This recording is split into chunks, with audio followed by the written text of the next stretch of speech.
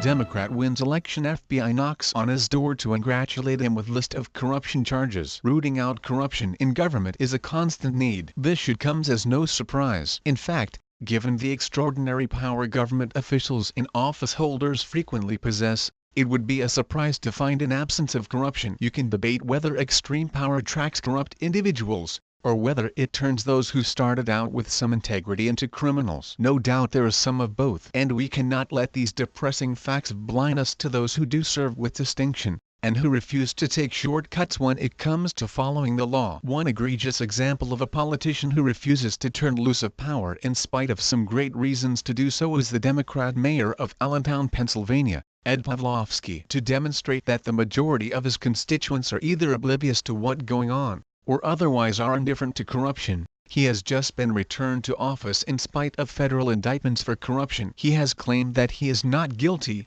at least so far, and refuses to resign. Allentown Mayor Ed Pawlowski, a Democrat, beat Republican real estate developer Nat Hyman. With 95% of precincts reporting, Pawlowski had about 50% of the vote and Hyman 43%. Pawlowski denied accusations that he accepted more than $150,000 in his campaign contributions in exchange for city contracts, asking voters in the heavily Democratic city to return him to an office he held since 2006. Hyman said he ran to try and pull Allentown out from under the cloud of scandal. That a very odd comment for someone to make who is under the cloud of a scandal himself. While he has not been proven guilty at this time, his holding the office of mayor is not going to be dispelling any clouds in the near term at least.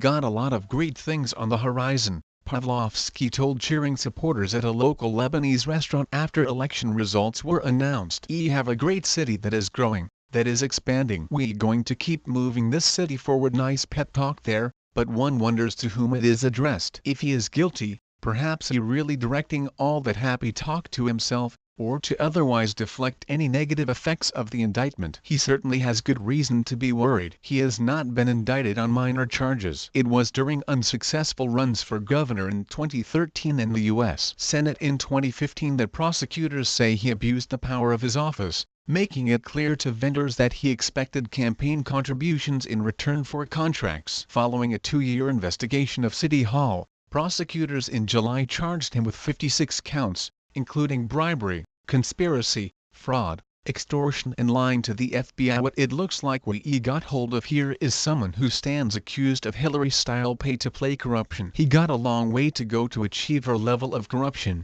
and any numbers describing the size of the alleged payments he received would no doubt need the decimal point moved a few places to the right to get into Hillary League, but he on his way. His only goof is he got indicted, something Hillary has managed to avoid. So far, he clearly did not study the textbook on corruption as authored by Hillary, or none of this would be in the news.